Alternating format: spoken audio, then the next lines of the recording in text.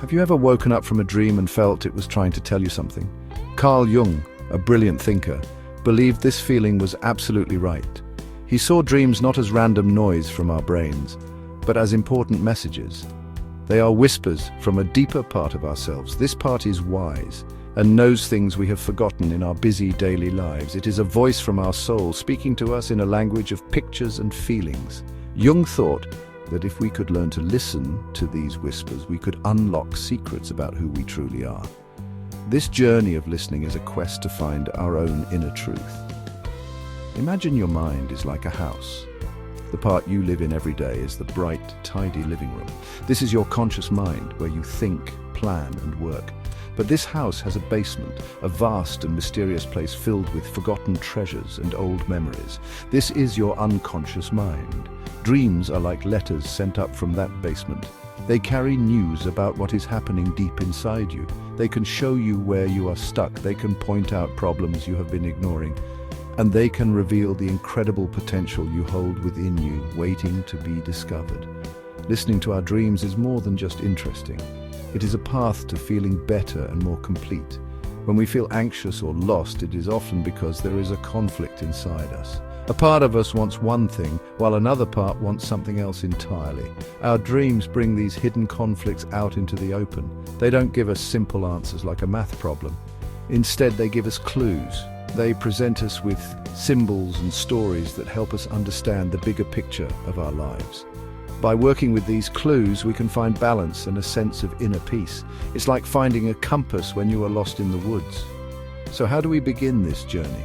It starts with a simple act of paying attention. Keep a notebook by your bed. When you wake up, write down whatever you can remember from your dream, no matter how strange it seems. Don't try to judge it or make sense of it right away, just honor it by writing it down. This simple act tells your inner self that you're listening. It opens a door, and through that door, a conversation can begin, a conversation between your waking self and your dreaming self. This is the first step on a profound journey of self-discovery, a quest for the soul that every modern person can take. The journey into our inner world begins with a single courageous step. Jung called this first stage confession. This doesn't necessarily mean telling your secrets to another person, though that can be powerful. At its core, confession is about being honest with yourself. It's about admitting that something is wrong. It is the moment you stop pretending everything is okay when it is not. You look in the mirror and acknowledge the pain, the confusion, or the emptiness you feel. This is a moment of profound truth. It is the act of turning on a light in a dark room, even if you're afraid of what you might see. This first step is often the hardest. Our society teaches us to be strong, to put on a brave face, and to hide our vulnerabilities. We build walls around our true feelings to protect ourselves, but these same walls can become a prison. Confession is about carefully taking down one brick from that wall. It's the simple, honest admission. I'm struggling, or I'm not happy, or I don't know who I am anymore. This honesty creates an opening. It releases the pressure that has been building up inside. It is the beginning of healing, because you cannot fix a problem you refuse to see. Think of it like a splinter in your finger. You can ignore it for a while. You can put a bandage over it and pretend it's not there, but it will continue to hurt. It might get infected. The only way to truly heal is to admit the splinter is there and to face the small, sharp pain of removing it. That is what confession does for the soul. It is the brave act of looking at the wound. It is telling the truth about what hurts. This act alone can bring a surprising sense of relief. You are no longer fighting a secret battle alone. You have finally named the enemy. Jung understood that this confession creates a space for something new to happen. By admitting our secrets and our shadows to ourselves, we stop running. We stand our ground. This is not about shame or guilt. It is about radical self-acceptance. It is saying, this is part of me right now. This is the foundation upon which all other growth is built. Without this honest self-appraisal, we remain stuck, but with it we have taken the first essential step on the path toward wholeness. We have answered the call to adventure, and the journey has truly begun. Once we have confessed our struggles to ourselves, we move to the next stage. Jung called this clarification. This is the process of understanding the problem more deeply. It is like a detective gathering clues. After admitting there is a mystery, you now begin to investigate it. Where did this feeling come from? When did it start? What situations make it worse? You start to connect the dots between your feelings and your life experiences.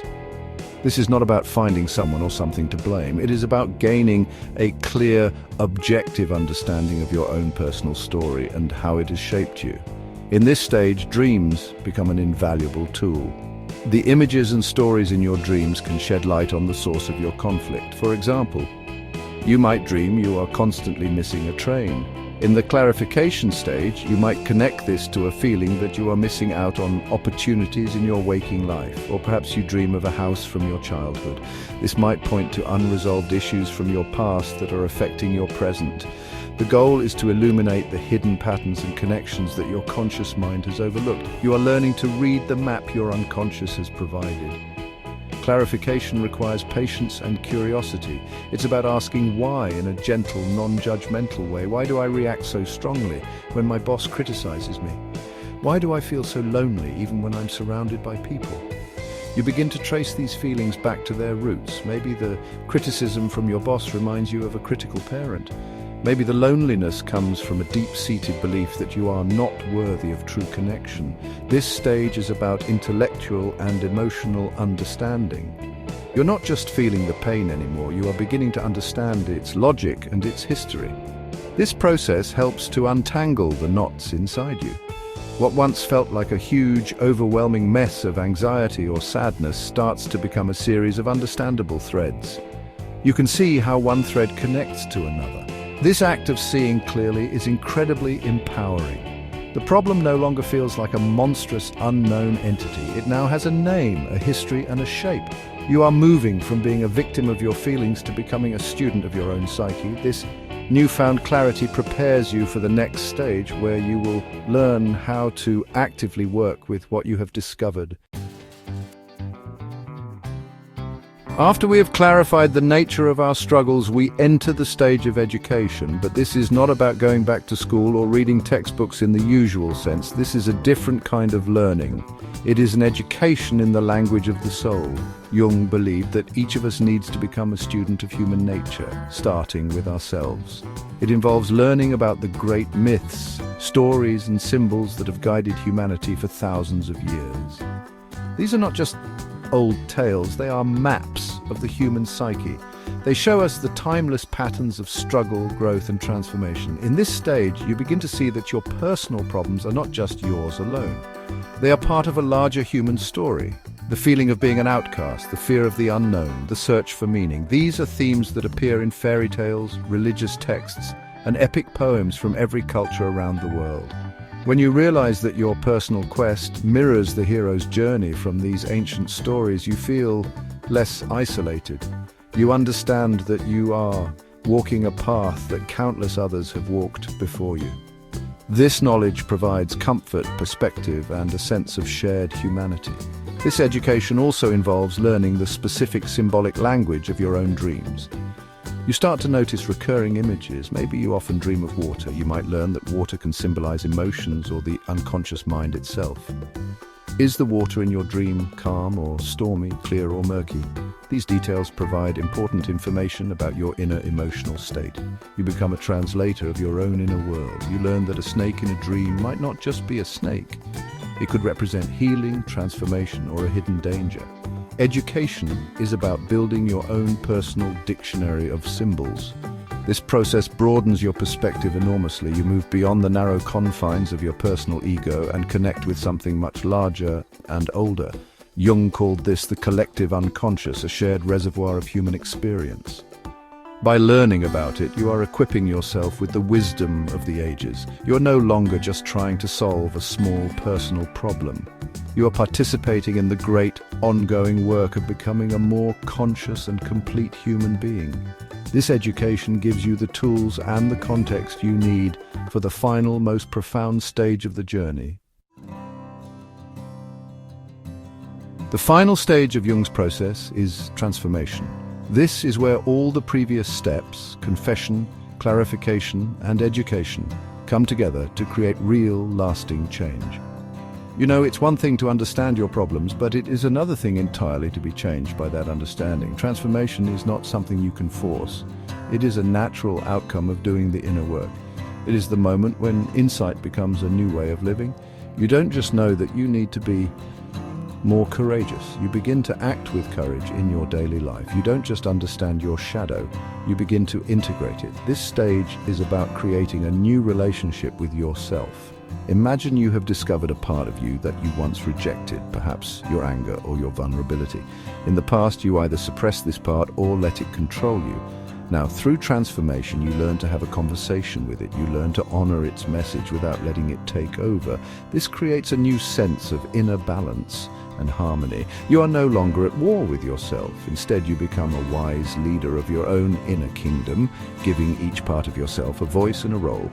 Transformation often involves a synthesis of opposites. Jung was fascinated by the way our psyche holds conflicting energies, light and dark, masculine and feminine, logic and intuition. The goal of this final stage is not to choose one over the other, but to hold them both in a creative tension. A person who is all logic and no feeling is incomplete. A person who is all emotion and no reason is unstable. Transformation is the art of becoming both strong and gentle, both rational and intuitive. It's about becoming a more complex, well-rounded and whole individual.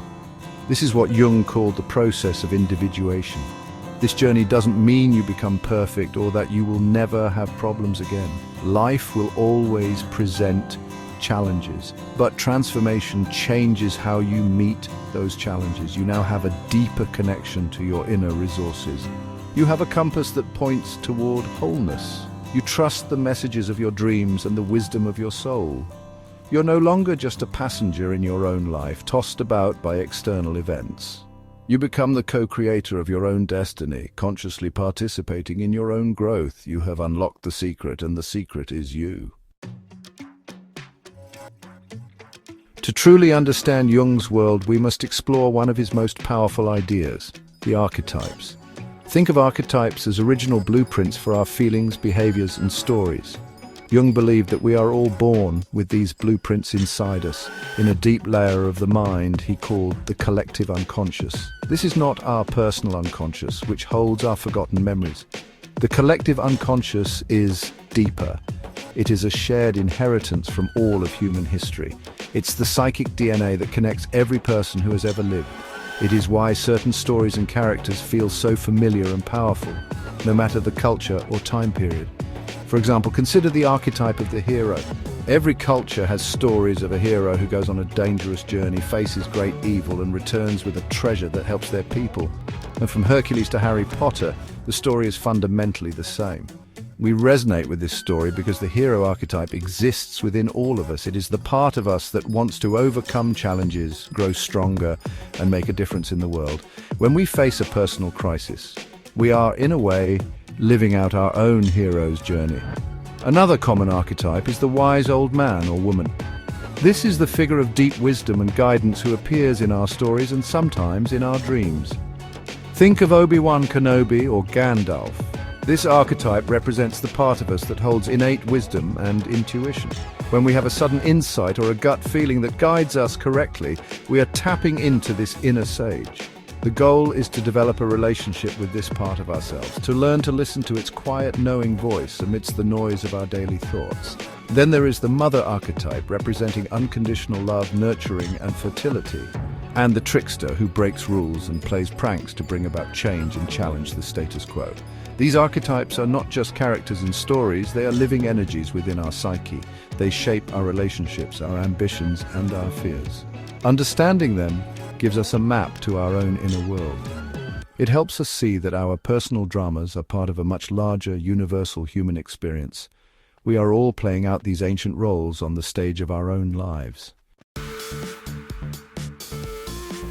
When people talk about psychology, the name Sigmund Freud often comes first. Freud was Jung's teacher, and they both agreed that the unconscious mind was incredibly important. They were both pioneers, mapping a new hidden territory. However, their paths eventually diverged, especially on one crucial point, the role of spirituality. For Freud, the unconscious was primarily a cellar where we stored our repressed desires and traumatic memories. He saw religion and spirituality as illusions, wishful thinking to help us cope with a harsh reality. His view was fundamentally scientific and biological. Jung, however, saw things differently. While he agreed that the unconscious held our personal baggage, he also believed it contained something more. For him, the unconscious was also a source of wisdom, creativity, and spiritual experience. He saw that across all cultures and all of history, humans have had a natural urge to connect with something larger than themselves. He called this the religious instinct. He didn't think this was an illusion. He believed it was a fundamental and healthy part of the human psyche. The soul for Jung was not just a metaphor, it was a reality. This difference is profound. Freud's approach was often about digging up the past to fix a problem. It was reductive, aiming to reduce complex feelings to their simplest biological origins. Jung's approach was constructive. It was about looking forward. He asked, well, what does the soul want to become? He saw our struggles and symptoms not just as signs of past wounds, but as calls toward future growth. A midlife crisis for Freud might be a regression to childhood conflicts. For Jung, it could be the soul's demand for a more meaningful and spiritual life. This is why Jung's ideas offer so much hope to the modern person. In a world that often feels disconnected and materialistic, Jung gives us permission to take our spiritual longings seriously. He provides a framework for exploring our inner life that doesn't conflict with a rational mind. He shows us that the images in our dreams, our love of myths, and our search for meaning are not signs of weakness. They are signs that our soul is alive and calling us towards a more complete and fulfilling existence. He built a bridge between the world of science and the world of the spirit. Jung viewed a human life as a journey with distinct stages, much like the seasons of a year. Each stage has its own tasks and its own challenges. The morning of life, childhood, and young adulthood is our spring and summer. This is a time for turning outward. We focus on building a career, finding a partner, raising a family, and establishing our place in the world.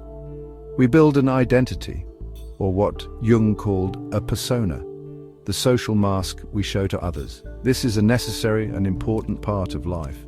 We are learning the rules of the game and trying to succeed.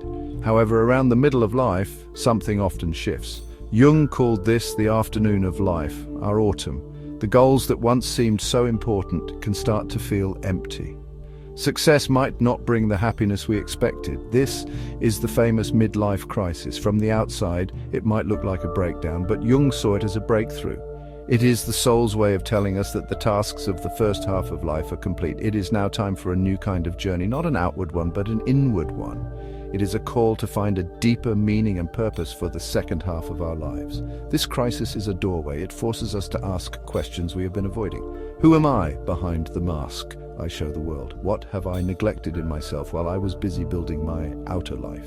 This is often when people become interested in spirituality, art, or psychology. They are searching for the parts of themselves they left behind in the first half. It can be a painful and confusing time because the old map no longer works. We have to draw a new one, a map of our own inner world. It is a journey from the ego to the self, from outer success to inner wholeness. Jung believed that successfully navigating this passage was the key to a rich and meaningful old age, the winter of life. Those who do the inner work in the afternoon of life arrive at winter with a sense of peace and wisdom. They are not bitter about what they have lost, but grateful for what they have found within. They have become who they were always meant to be. They understand that every stage of life, including its crises, is a necessary part of the soul's incredible quest for completion. The crisis is not the end of the road, it is the beginning of the true path home. One of Jung's most essential concepts is the shadow. The shadow is everything in ourselves that we dislike, reject, or are ashamed of. It is the part of us we try to hide, not only from others but from ourselves. It can contain our anger, our selfishness, our greed, and our fears. It is the dark side of our personality.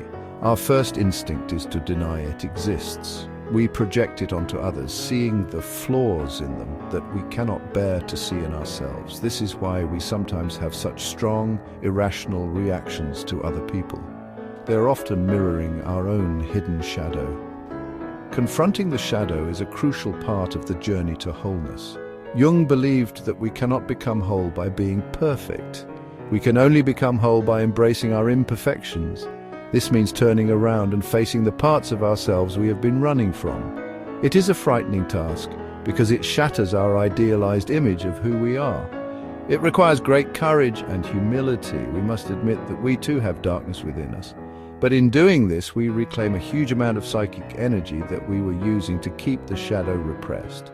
But here is the secret. The shadow is not just full of negative things. Jung spoke of a golden shadow. It also contains our hidden strengths, our creativity, our passions, and our undeveloped talents. Perhaps as a child you were told not to be so loud or so artistic, so you pushed that vibrant, creative part of yourself into the shadow. To reclaim your shadow is also to reclaim this lost gold. It is to find the courage, the passion, and the creativity that you were afraid to express. Meeting your shadow is not just about accepting your flaws, it's about unlocking your greatest potential. The ultimate goal of this journey is to become whole, and that means accepting all of who we are. The light and the dark.